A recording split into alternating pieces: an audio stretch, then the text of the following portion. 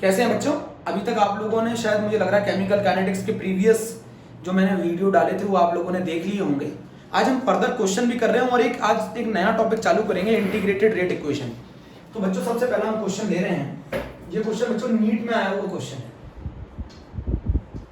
और क्वेश्चन है आप एक जगह लिख रखा है एक्सपेरिमेंट, एक जगह लिख रखा है ए का कंसेंट्रेशन, एक जगह लिख रखा है बी का कंसेंट्रेशन, एक जगह लिख रखा है रेट। इक्वेशन दे रखी है 2a plus b changes into product। Equation दे रखी है 2a plus b changes into product 1 2 3। Concentration 0.05 molar, 0.05 molar, 0.10 molar, 0.05, 0.20, 0.10। Rate दे रखा है 0.045, 0.09 एंड 0.7। हम लोगों से क्वेश्चन पूछ रहा है ए के रिस्पेक्ट में ऑर्डर कैलकुलेट करो, with respect to A calculate order, with respect to B calculate order. ये क्वेश्चन पूछा है। रेट दे रखा है, रेट की यूनिट दे रखी है बच्चों मोलर पर सेकेंड, मोलर पर सेकेंड, मोलर पर सेकेंड। कंसेंट्रेशन की यूनिट मोल पर लीटर। अब एक चीज बताओ, इसका अगर मैं रेट लिखूं बच्चों तो रेट क्या होगा? रेट होगा k a की पावर x और b की पावर y। ऑर्डर तो कैलकुलेट करना है। अब एक कॉमन सेंस सीखो। आप यहां से देखो, मैं आपको क्वेश्चन करना शॉर्टकट में बता रहा हूं। अगर मैं a का कंसेंट्रेशन डबल कर दूं, अगर मैं a का कंसेंट्रेशन डबल कर दूं तो रेट डबल हो रहा है, रेट डबल हो रहा है। अरे बी का कंसेंट्रेशन मैंने सेम रखा, ए का कंसेंट्रेशन मैंने डबल कर दिया, रेट डबल हो रहा है। देख रहे हो ना, ए का कंसेंट्रेशन डबल किया, रेट डबल हो रहा है। तो इसका मतलब है ए का कंसेंट्रेशन डबल करने पे अगर रेट डबल हो रहा है तो एक्स की वैल्यू कितनी आ जाएगी? 1 आ जाएगी। एक्स की वैल्यू 1 आ जाएगी। अभी इक्वेशन बता के भी करूंगा। एक्स की वैल्यू 1 आ गई। बोलो बच्चों, एक्स की वैल्यू 1 आ गई, आ गई ना? अब जरा बताओ, अब जरा सुनना बच्चों। अगर मैं इसको लॉन्ग कट मेथड से करता हूं। रेट लिखो तीनों इक्वेशन के लिए, तो रेट बराबर होगा, पहली इक्वेशन के लिए रेट कितना होगा? 0.045 के 0.05 की पावर x और 0.05 की पावर y। Equation number 1। Equation number 2 क्या होगी? 0.09 के 0.10 की पावर x, 0.05 की पावर y। इक्वेशन नंबर 3 क्या होगी? 0.72 के 0.20 की पावर x एंड 0.10 की पावर y। बच्चों ये इक्वेशन 1 2 3 लिख लिया ना? ये क्लियर? मैंने ये तो शॉर्टकट बताया था। अगर मैं ए का कंसेंट्रेशन डबल करता हूं और रेट डबल हो रहा है तो ये ऑर्डर हमारा 1 होगा ए के रिस्पेक्ट में। ए के रिस्पेक्ट में ऑर्डर 1 होगा। बोलो बच्चों। अब जरा ये देखो, ये तो एक शॉर्ट ट्रिक थी। अब जरा देखो, अगर मैं इन दोनों इक्वेशनों को ले लेता हूं, फर्स्ट एंड सेकंड, तो बच्चों मैं यहां लिख दूं अगर सेकंड डिवाइडेड बाय फर्स्ट, तो बताओ क्या कैंसिल हो जाएगा? वाई वाई कैंसिल हो जाएगा, वाई वाई कैंसिल हो जाएगा, तो ये आ जाएगा 0.09 डिवाइडेड बाय 0.045। बच्चों 0.045 इज टू ये आ जाएगा k 0.10 की पावर x के 0.05 की पावर x, पूरा कर रहा हूं मैं, 0.05 की पावर y अपॉन 0.05 की पावर y। अब जरा मुझे बताओ, 0.05 कैंसिल, 0.05 कैंसिल बच्चों, 0.05 कैंसिल, 0.05 कैंसिल, k से k कैंसिल, 0.0 ये आ गया 2 बराबर 2 की पावर x। मैंने डायरेक्ट बोला था आपसे x बराबर 1 आ गया, x बराबर 1 आ गया। Second is divided by first, x बराबर 1 आ गया। x की वैल्यू 1 आ गई। बोलो बच्चों, x की वैल्यू 1 आ गई, x की वैल्यू 1 आ गई। अब अगर मैं इक्वेशन नंबर 3 को 2 से डिवाइड कर दूं, डिवाइड थर्ड इक्वेशन को डिवाइड कर दो सेकंड से, थर्ड को डिवाइड कर दो सेकंड से, क्या आ जाएगा बच्चों बताओ? 0.72 upon 0.09 is equals to k 0.20 की पावर x, k 0.10 की पावर x, 0.10 की पावर y, 0.05 की पावर y। अब बच्चों मैं इसको ओरली भी कर सकते थे। अच्छा ये बताओ, इसकी वजह से जो रेट होता है, ये रेट 8 गुना हो गया। अगर मैं ये 8 गुना हो गया ना, 8 टाइम्स, अगर आप देखो सेकंड के कंपैरिजन में 8 गुना बढ़ गया, 8 गुना बढ़ गया। बट 8 गुना कब बढ़ा? जब मैंने x का कंसंट्रेशन a का कंसंट्रेशन डबल किया। 8 गुना कब बढ़ा? जब a का कंसंट्रेशन मैंने डबल किया और मैंने b का कंसंट्रेशन भी डबल किया। बट a के रिस्पेक्ट में ऑर्डर कैलकुलेट कर चुके हो, तो a के रिस्पेक्ट में तो ऑर्डर 2 गुना बढ़ेगा, तो फिर 4 गुना किसके रिस्पेक्ट में बढ़ेगा? y के रिस्पेक्ट में बढ़ेगा ना। अच्छा इधर देखो, a के रिस्पेक्ट में ऑर्डर 2 गुना बढ़ गया, तो बताओ a के रिस्पेक्ट में रेट हमारा 2 गुना बढ़ गया, तो बताओ b के रिस्पेक्ट में रेट हमारा 4 गुना बढ़ेगा, तभी तो 8 टाइम आएगा। a के रिस्पेक्ट में रेट हमारा 2 गुना बढ़ा और b के रिस्पेक्ट में ये 4 गुना बढ़ेगा, तभी तो 8 टाइम्स बढ़ेगा। कॉमन सेंस बताओ। चलो अच्छा करके देख लेते हैं। ये कैंसिल करो बच्चों, ये कैंसिल करो, ये कैंसिल करो। चलो 8 बराबर ये आ जाएगा 2 की पावर x इंटू 2 की पावर y। x की वैल्यू आप निकाल चुके हो 2 की पावर 1, तो 2 की पावर y, तो 2 की पावर y is equal to 4, y बराबर आ गया 2। ये आंसर होगा, ये आंसर होगा। वैसे मैं तो ओरली करता हूं। ओरली कैसे करता हूं? अगर मैं a का कंसंट्रेशन बढ़ाता हूं और a का कंसंट्रेशन डबल करता हूं, b का कंसंट्रेशन भी डबल करता हूं, तो रेट 8 गुना बढ़ जाता है। a का कंसंट्रेशन डबल करने पे b का कंसंट्रेशन डबल करने पे रेट 8 गुना बढ़ गया, 8 टाइम्स बढ़ गया। जिसमें से 2 गुना a की वजह से बढ़ा, क्योंकि 2 की पावर 1 है। जिसमें से 2 गुना इसकी वजह से बढ़ा, तो फिर 4 गुना किसकी वजह से बढ़ेगा? b की वजह से। तो 2 की पावर कितना लगाऊंगी? 4 टाइम्स हो जाएगा, तो 2 की पावर 2 लगाऊंगा ना। बोलो बच्चों, 2 की पावर 2 लगाऊंगा। बच्चों मैं तो ओरली करता हूं, बच्चों मैं तो ओरली करता हूं। पहला क्वेश्चन हो गया, y की वैल्यू आ गई 2 और x की वैल्यू आ गई आपकी 1। दो ऐसी रिएक्शन ले लो जिसमें y कैंसिल हो जाए तो x आ जाएगा और फिर x की मदद से y कैलकुलेट करो। बोलो बच्चों, क्लियर है? चलो क्वेश्चन नंबर 2। क्वेश्चन नंबर 2 जो आया है बच्चों, वो जी मेंस 2014 में आया है। इजी क्वेश्चन है, हम लोग अभी कर लेते हैं। 2a plus b changes into c plus d। a का इनिशियल जो कंसेंट्रेशन है वो है 0.1, 0.1, 0.2 और b का जो इनिशियल कंसेंट्रेशन है वो है 0.1, 0.2, 0.1। जो रेट है वो है 1.2 इंटू 10 की पावर -3, 1.2 इंटू 10 की पावर -3, 2.4 इंटू 10 की पावर -3। बच्चों इजी क्वेश्चन है, ओरली सॉल्व करने की कोशिश करते हैं। वैसे तो आपको मालूम है लॉन्ग कट 3 इक्वेशन बनाएंगे, 2 ऐसी इक्वेशन ले लेंगे जिनकी मदद से x सॉल्व कर लेंगे, 2 ऐसी इक्वेशन ले लेंगे जिनकी मदद से y सॉल्व कर लेंगे। अब मैं आपको ओरली तरीका बताता हूं। जरा ये बताओ, अगर मैं b का कंसेंट्रेशन डबल कर रहा हूं, b का कंसेंट्रेशन डबल करने पे रेट कांस्टेंट। अगर मैं b का कंसेंट्रेशन डबल कर दूं तो रेट कांस्टेंट। b का कंसेंट्रेशन डबल करने पे रेट कांस्टेंट। तो इसका मतलब है with respect to b, with respect to b order is 0, with respect to b order is 0।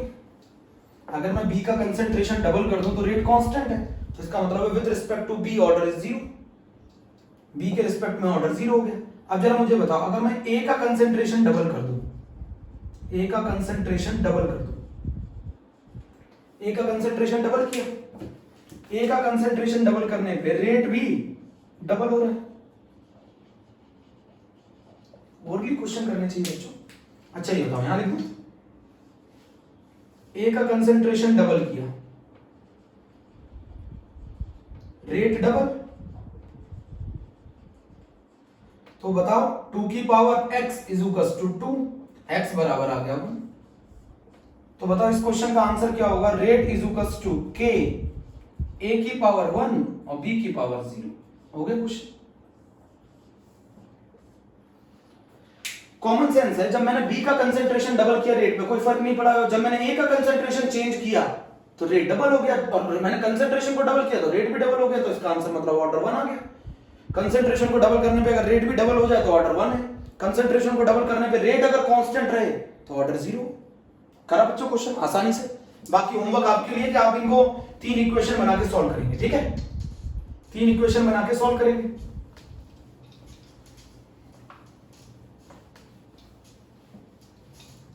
तीन इक्वेशन बना के सॉल्व करेंगे। अब जरा मेरी बात सुनो, अगला क्वेश्चन है सीबीएसई बोर्ड 2018। सीबीएसई बोर्ड 2018 का क्वेश्चन है, और सीबीएसई बोर्ड 2018 का जो क्वेश्चन है वो है -dn2O5 by dt is equals to 6.25 into 10 की पावर -3 मोलर पर सेकेंड। हमसे पूछ रहा है dNO2 बाय dt निकालो, और हमसे पूछ रहा है dO2 बाय dt निकालो।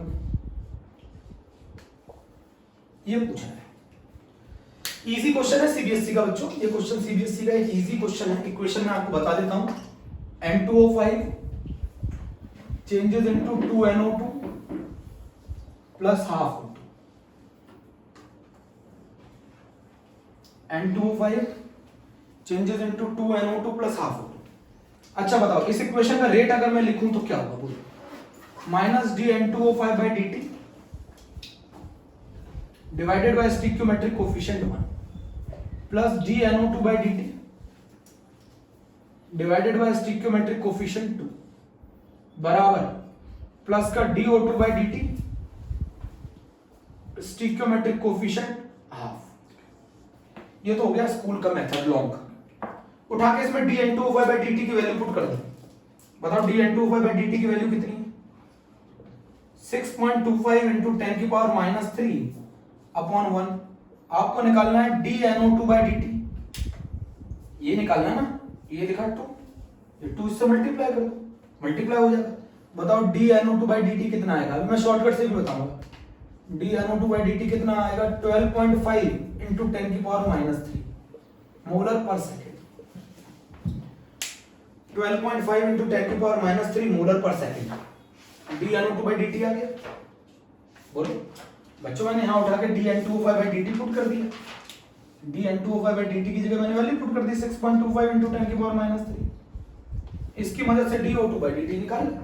बोलो ये आ गया? आ गया ना? रफ कर दूं? लिख लिया ना, नोट कर लिया ना क्वेश्चन?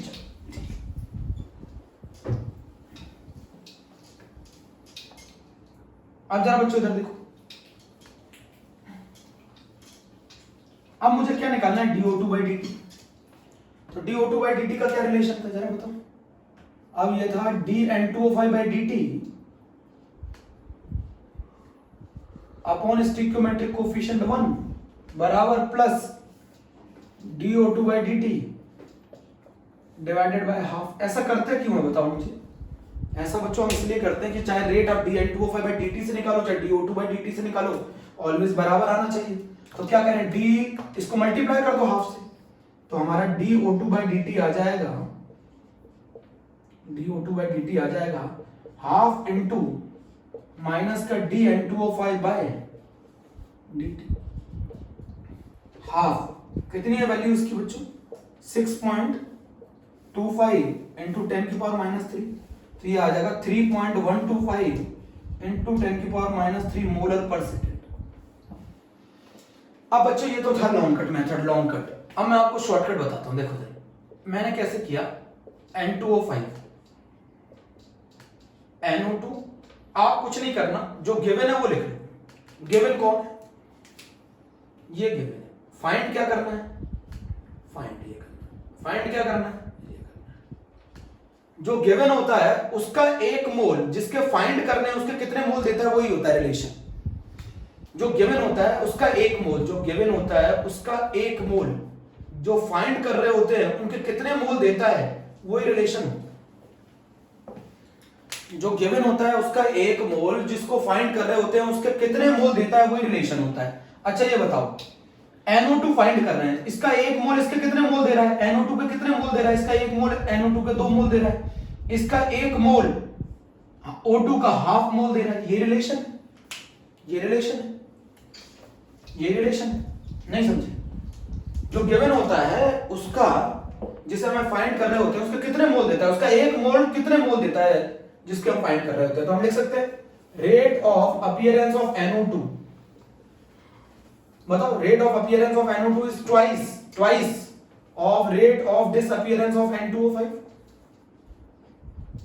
और rate of appearance of O2 is equals to half into rate of disappearance of N2O5। बच्चों अगर इसका एक मोल खर्च होगा तो इसके दो बनेंगे, तो इसका जो बनने का रेट है वो इसके कंपैरिजन में 2 गुना है। इसका एक मोल खर्च होगा तो इसका हाफ बनेगा, तो इसका जो बनने का रेट है वो इसके कंपैरिजन में हाफ है। भाई जितनी देर में इसका एक मोल खर्च होता है इसके 2 बन जाते हैं, तो इसका बनने की जो स्पीड है वो इसके कंपैरिजन में डबल है। जितनी देर में इसका एक खर्च होता है इसका आधा बनता है, इसके बनने की जो स्पीड है वो इसके कंपैरिजन में हाफ है। ये रिलेशन पुट कर दो, वैल्यू आंसर आ गया, पुट कर दो वैल्यू आंसर आ गया, पुट कर दो वैल्यू आंसर आ जाएगा बच्चों।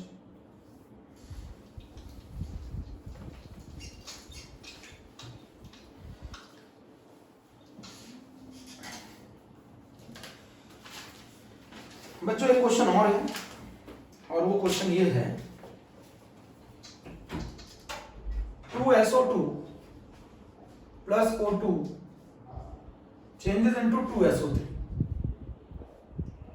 Rate of disappearance of SO2 dSO2 by dt is equals to 1.28 into 10 की पावर -3 ग्राम पर सेकेंड।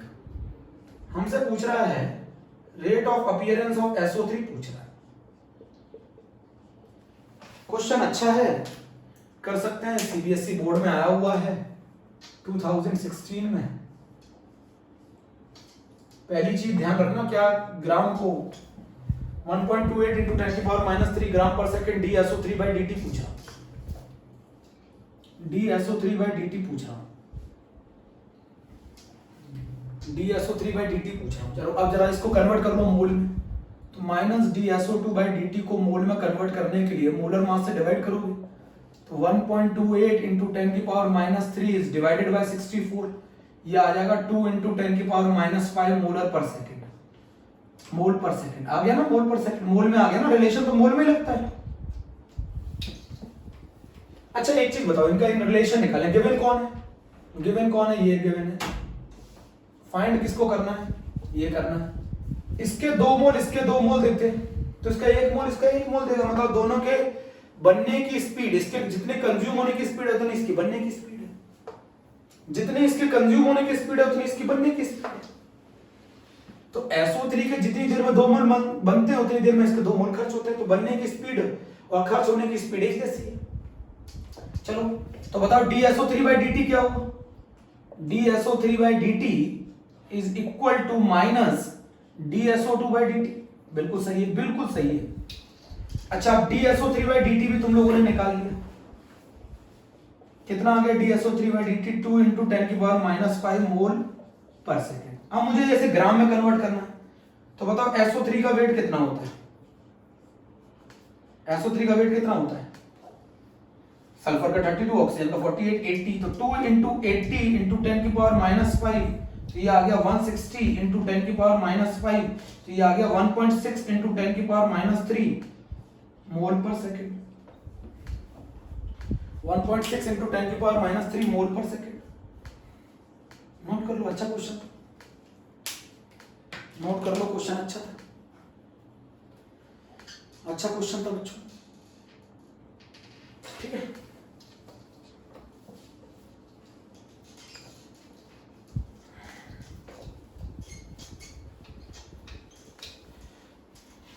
आज हम लोग बच्चों जो पढ़ने जा रहे हैं वो पढ़ने जा रहे हैं इंटीग्रेटेड रेट इक्वेशन। क्या पढ़ने जा रहे हैं बच्चों? सबसे इंपॉर्टेंट टॉपिक आ गया है और आज जो हम पढ़ने जा रहे हैं वो पढ़ने जा रहे हैं इंटीग्रेटेड। बेटा यही पूछा जाता है इंटीग्रेटेड रेट इक्वेशन। असली में ये रेट के साथ रिलेशन नहीं है। इंटीग्रेटेड रेट इक्वेशन अलग अलग ऑर्डर के लिए अलग अलग तरीके से निकाली जाती है। साफ नाम पता लगा रहा है कि इंटीग्रेटेड करना पड़ेगा, इंटीग्रेट करना पड़ेगा। अब ये इंटीग्रेटेड रेट इक्वेशन क्या है? ये इक्वेशन रिलेशन बताती है। ये इक्वेशन रिलेशन बताती है कॉन्सेंट्रेशन और टाइम के बीच, रेट और टाइम के बीच में नहीं, कॉन्सेंट्रेशन और टाइम के बीच। ये इक्वेशन बेसिकली, ये इक्वेशन क्या बताती है? ये इक्वेशन हम लोगों को बेसिकली क्या बताती है? ये इक्वेशन बताती है कंसंट्रेशन और टाइम के बीच में रिलेशनशिप। कंसंट्रेशन और टाइम के बीच में रिलेशनशिप। ये इक्वेशन रिलेशन बताती है कंसंट्रेशन और टाइम के बीच में। तो इंटीग्रेटेड इक्वेशन हमें कंसंट्रेशन और टाइम के बीच की रिलेशनशिप बताती है। अच्छा ये बताओ, अगर मैं आपसे क्वेश्चन पूछूं, अगर अभी तक आप जो पढ़ते आए उसमें और इसमें कितना अंतर है पूछूं, ये बताती है वो टाइम निकालिए जिसमें 50% रिएक्शन कंप्लीट हो जाए। वो टाइम निकालो, वो टाइम निकालो जिसमें 50% रिएक्शन कंप्लीट हो जाए। 50% ऑफ रिएक्शन इज कंप्लीटेड। आप वो टाइम निकालो जिसमें 50% ऑफ रिएक्शन कंप्लीट हो जाए। किससे निकालोगे? इंटीग्रेटेड रेट इक्वेशन से। वो टाइम निकालो जिसमें 75% रिएक्शन कंप्लीट हो जाए। वो टाइम निकालो जिसमें 75% रिएक्शन कंप्लीट हो जाए। तो कैसे निकालोगे? अभी तक आपने जो भी पढ़ा वो कोई भी मेथड इसमें नहीं लग पाएगा। हमें वो टाइम निकालना जिस दौरान 75% रिएक्शन खत्म हो चुकी, हमें वो टाइम निकालना जिसमें 50% रिएक्शन खत्म हो चुकी। ये सब किसकी मदद से निकाले जाते हैं? ये सब इंटीग्रेटेड रेट इक्वेशन की मदद से निकाले। असली में एक रिलेशनशिप है किसके बीच में? कंसंट्रेशन और टाइम के बीच में। कंसंट्रेशन कैसे वेरी करता है टाइम के साथ? अगर मान लो मैंने आपसे पूछ लिया 25% रिएक्शन कंप्लीट हुई, कितने टाइम में हुई? कैसे निकालोगे? अगर मैं आपसे पूछूं 50% रिएक्शन कंप्लीट हुई, कितने टाइम में हुई? कैसे निकालोगे? मैं आपसे पूछूं 75% रिएक्शन कंप्लीट हुई, कितने टाइम में हुई? कैसे निकालो? बोलो बच्चों, 50% रिएक्शन कितने टाइम में कंप्लीट हुई? 75% रिएक्शन कितने टाइम में कंप्लीट हुई? कैसे निकालोगे? इंटीग्रेटेड रेट इक्वेशन से निकालो। ये रिलेशन बताता है कंसंट्रेशन और टाइम के बीच।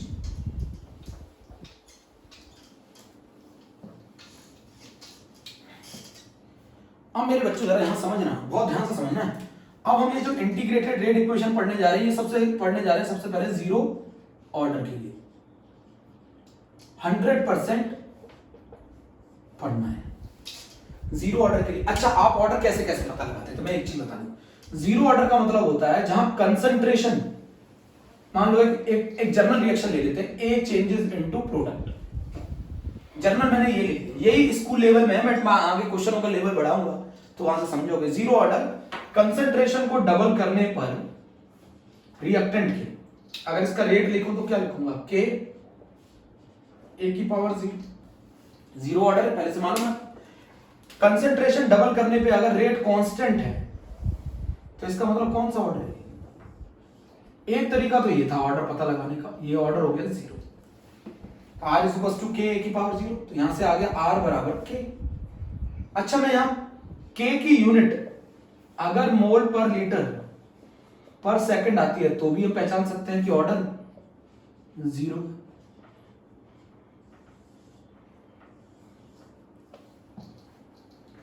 के की यूनिट अगर मोल पर लीटर पर सेकंड निकालते हैं तो भी ऑर्डर जीरो। के की यूनिट बेटा, एक तरीका तो ये है कि कंसंट्रेशन को डबल करो रेट कांस्टेंट आ जाए तो ऑर्डर जीरो है। अगर एक तरीका ये है कि के अगर उसकी यूनिट मोल पर लीटर पर सेकंड आती है तो भी ऑर्डर जीरो। तो रेट बराबर के आ गया ना। अब जरा बताओ इसका कर्व क्या होगा?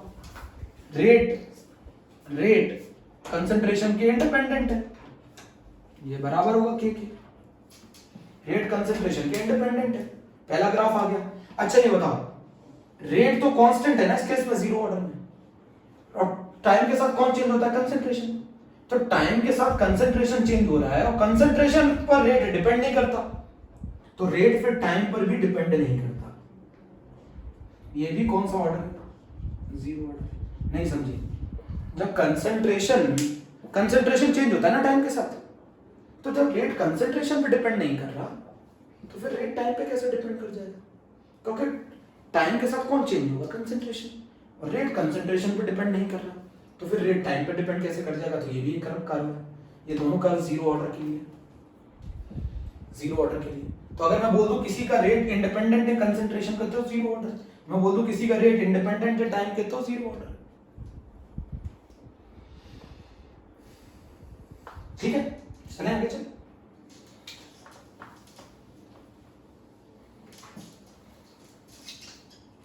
अब जरा मेरी बात समझो।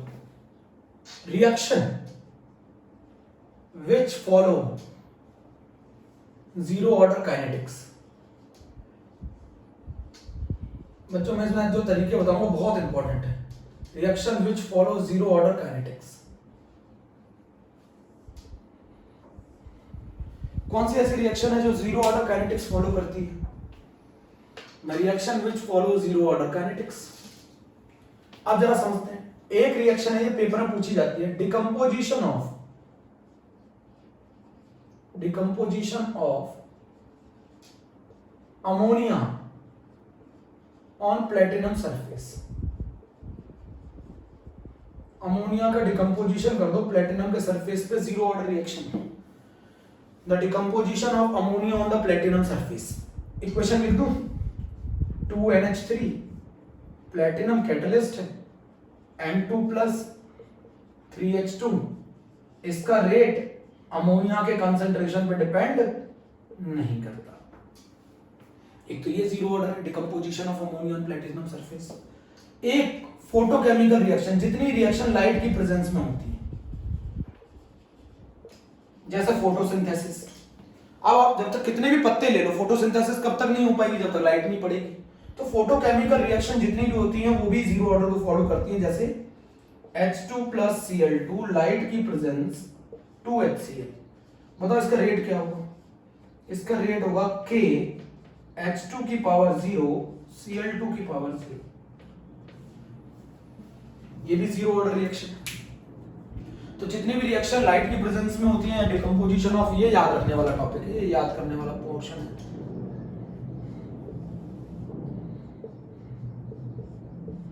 याद कर लो, ऐसे लिख लो, कीप इन माइंड, है ना, एक ही बात है, कीप इन माइंड।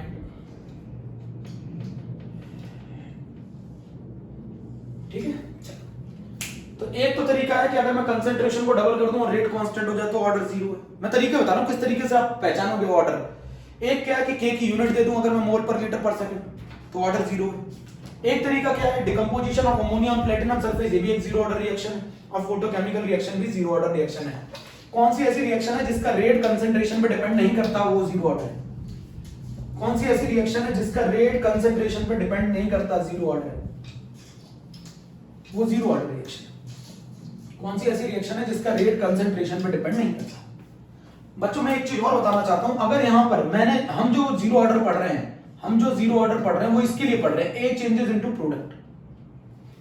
प्रोडक्ट की भी स्टिक्योमेट्री 1 है और रिएक्टेंट की स्टिक्योमेट्री 1 है। मतलब अगर आप जीरो ऑर्डर इसके लिए पढ़ेंगे, 2A चेंजेस इनटू B, तो इसके लिए अलग होगा, इसके लिए अलग होगा, इसके लिए एक्सप्रेशन अलग होगा, इसके लिए एक्सप्रेशन अलग होगा।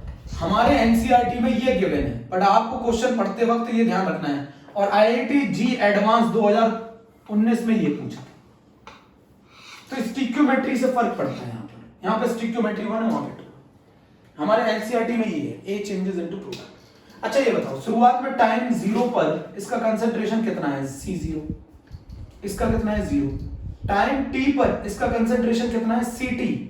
इसका कितना है? अच्छा मैं एक चीज ये बताना चाह रहा हूं, एट एनी टाइम t, ये x खत्म होगा, मान लो अगर ये x खत्म होगा तो ये बन जाएगा C0 माइनस x। तो ये कितना बनेगा, x बनेगा। This is the concentration. ये बचा हुआ कंसंट्रेशन है रिएक्टेंट का।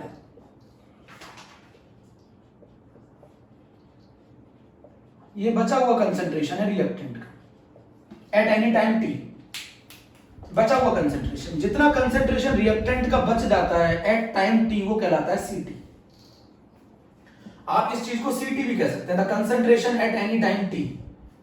The concentration at any time t और यहां पर Ct ही वेरिएबल है बच्चों, C0 वेरिएबल तो होता है, इनिशियल कंसंट्रेशन कैसे वेरिएबल है, वेरिएबल तो Ct है। टी के साथ, टाइम के साथ कौन सा कंसंट्रेशन चेंज हो रहा है, ये हो रहा है। तो शुरुआत में इनिशियल C0 था, ये 0, ये x खत्म हुआ तो ये बचेगा C0 माइनस x, ये x बनेगा। तो टाइम t के बाद कितना कंसंट्रेशन रह जाता है रिएक्टेंट का, C0 माइनस x, जिसको हम लोगों ने क्या बोल दिया है, Ct। तो अगर मान लो मैं टाइम को 0 से t पे चेंज करता हूं तो कंसंट्रेशन कितना रह जाता है, C0 से Ct रह जाता है। जरूरत पड़ेगी सर, अगर मैं टाइम को 0 से t चेंज करूं तो कंसंट्रेशन जो रहता है वो C0 से Ct रह जाता है। Ct रिएक्टेंट का concentration at any time t, this is the concentration of reactant, this is the concentration of reactant at any time t, this is the concentration of reactant at any time t, at any time t, जिस time पर, ये वो time है जिस दौरान concentration Ct रह जाता है। t का मतलब यहां पर क्या है, t का मतलब है यहां पर वो टाइम जिस दौरान कंसंट्रेशन Ct रह जाए। Ct कंसंट्रेशन ऑफ रिएक्टेंट है एट एनी टाइम t, या फिर आप ऐसे भी कह सकते हो बचा हुआ कंसंट्रेशन है रिएक्टेंट का। x क्या है, जितना खत्म हो गया। x का क्या मतलब है, x का मतलब क्या है, जितना परसेंट रिएक्शन कंप्लीट हो गई, जितना रिएक्शन खत्म हो गई, जितनी रिएक्शन कंज्यूम हो गई। तो शुरुआत में कंसंट्रेशन C0 है t, C0 वेरिएबल नहीं है, वो कांस्टेंट है, Ct वेरिएबल है। टाइम के साथ कौन सा कंसंट्रेशन चेंज होगा, Ct। इतनी बात समझ में आएगी, टाइम के साथ कौन सा कंसंट्रेशन चेंज होगा, Ct। टाइम के साथ Ct चेंज होगा। C0 माइनस x को मैं क्या कहता हूं, Ct भी कहता हूं। बात समझ में आ गई, बोलो। This is the concentration of the reactant at any time t, ठीक है। अब जरा मुझे बताओ इस रिएक्शन का रेट क्या होगा, इस रिएक्शन का रेट होगा r k a की power 0, r is equals to k। अच्छा, आप रेट को एक और तरीके से लिखना जानते हैं, अपीयरेंस और डिसअपीयरेंस के टर्म्स में। तो बताओ रेट क्या होगा, minus da by dt is equals to k, यही होगा ना। रेट को मैंने a के टर्म्स में लिख लिया, minus da by dt is equals to k। Rate को मैंने a के टर्म्स में लिख लिया, minus da by dt is equals to k। क्या होगा बच्चों, dA is equals to k dt, minus shift करो, dA बराबर माइनस का k dt। क्या करना पड़ेगा बच्चों, इंटीग्रेट करना पड़ेगा, इंटीग्रेट करो। कहां से कहां लिमिट तक, 0 से t। अच्छा ये बताओ, समय अगर टाइम 0 था तब कहां था कंसंट्रेशन, C0। टाइम t पे कंसंट्रेशन कितना था, Ct। लिमिट पुट करोगे ना, कहां से कहां तक इंटीग्रेट करोगे, 0 से लेकर t।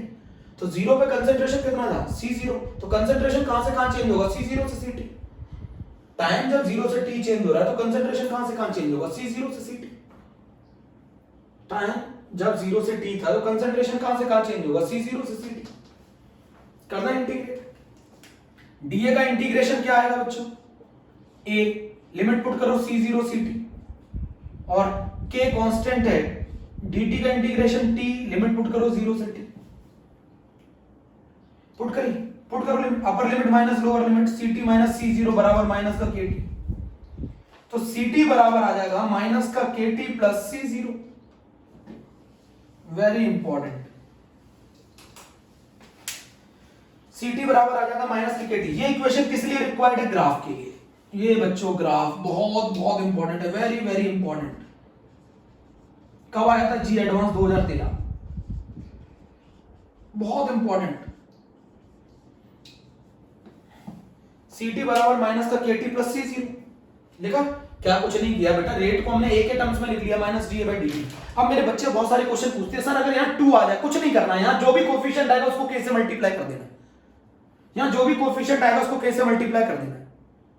जो भी कोफिशिएंट हो, a के साथ b के साथ जो भी हो उसको k से मल्टीप्लाई कर दो। मान लो यहाँ पर अगर 2 है तो हमारा फॉर्मूला जो हो जाएगा, जो भी फॉर्मूला आएगा उसके आगे जो भी k दे रखा हो उसको 2 से मल्टीप्लाई कर देना। अगर यहाँ 3 हो तो जो भी k होगा उसको 3 से मल्टीप्लाई कर देना। जो भी यहाँ पर जो भी स्टिक्योमेट्रिक कोफिशिएंट a और b के साथ जुड़ेंगे, कुछ नहीं करना, उसमें k को उतने ही कोफिशिएंट से मल्टीप्लाई कर देना, वही नया k होगा उनका। मतलब अगर a के केस में अब जो मैं k देखूंगा तो वो इस k का 2 गुना होगा, यहां तो 2k हो जाएगा, 2k। बच्चों यहां अभी k था ना, क्योंकि यहाँ स्टिक्योमेट्रिक कोफिशिएंट 1 था। अगर यहाँ 2 आ जाए तो यहाँ 2k हो जाएगा। स्कूल लेवल पे ये नहीं है, ये स्कूल लेवल पे ये है जो मैं कर रहा हूं। बच्चों मैंने रेट को लिख लिया -da/dt k, इंटीग्रेट किया -da/k/dt, इंटीग्रेट कहां से कहां तक किया, टाइम 0 से t तक, कहां से कहां चेंज हुआ कंसंट्रेशन, c0 से ct तक। रफ कर दो, रफ कर दे। अच्छा बच्चों अब जरा ये देखना, ये मैंने बना लिया, ये इक्वेशन किसको फॉलो कर रही है, y = mx + c को। तो this is a straight line curve, this is a straight line curve. y axis पे कौन है, the concentration of the reactant at time t, x axis पे t। ct का ग्राफ अगर लीनियर आ रहा है और उसका लीनियर कर्व है बच्चों, और इसका इंटरसेप्ट होगा ये, तो अगर मैं रिएक्टेंट का कंसंट्रेशन टाइम के साथ देखूं तो वो लीनियरली वेरी कर रहा है, स्लोप घट रहा है -k। एंगल ये वाला लोगे with the positive x axis, -k बराबर आ गया tan थीटा। बच्चों ये वाला एंगल नहीं लोगे, ये वाला नहीं होता, ये वाला होता है with the positive x axis, anti clockwise manner में।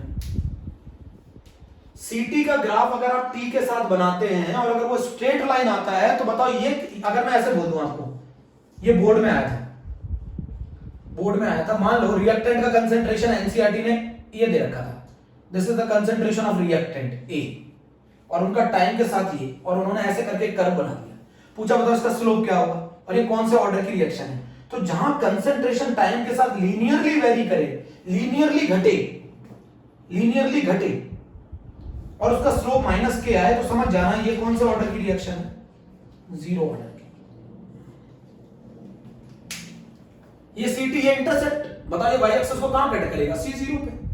शुरुआत में कंसंट्रेशन c0 था, फिर वो धीरे धीरे लीनियरली घटा घटा घटा धीरे धीरे धीरे धीरे इस पॉइंट पर आकर, इस पॉइंट पर आकर, इस पॉइंट पर आकर ct क्या हो जाएगा बच्चों, 0, मतलब रिएक्शन क्या हो गई, कंप्लीट। इस टाइम को कहते हैं t लाइफ टाइम। अभी आगे समझूंगा ये, अरे यहां पर खत्म हो गई ना, 0 ऑर्डर रिएक्शन एक पर्टिकुलर समय के बाद खत्म हो जाती है। कैसे मालूम चला आपको 0 ऑर्डर खत्म हो जाती है, क्योंकि वो किसको टच कर जाते हैं, यहां पर ct का कंसंट्रेशन क्या हो जाएगा, 0।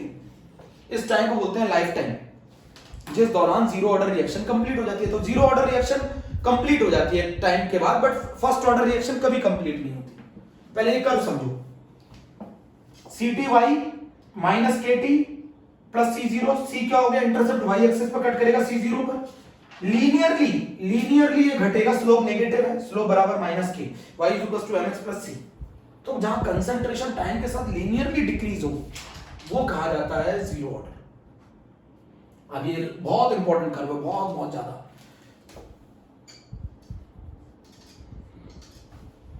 आप 0 ऑर्डर के लिए स्लोप नेगेटिव आता है, लीनियरली कर्व आता है ct वर्सेस टाइम का। तो कंसंट्रेशन वर्सेस टाइम का कर्व कैसे आता है, ऐसे स्लोप कितना आएगा, -k, slope negative, k = tan थीटा। चेक करो बच्चों, चेक किया बच्चों, चेक किया।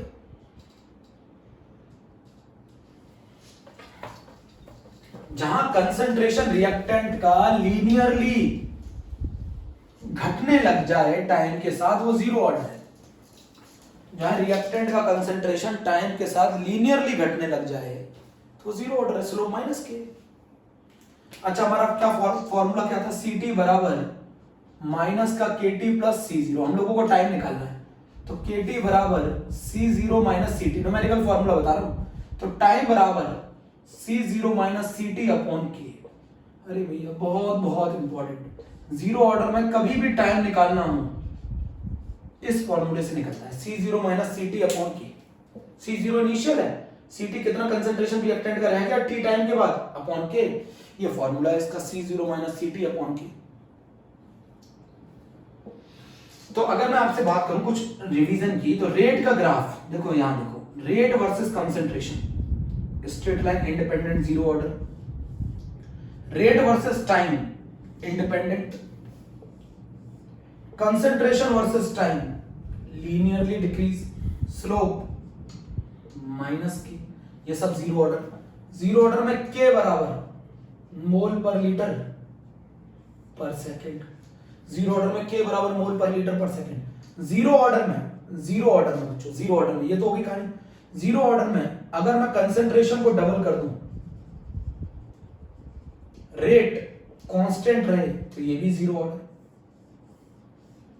ये भी जीरो ऑर्डर।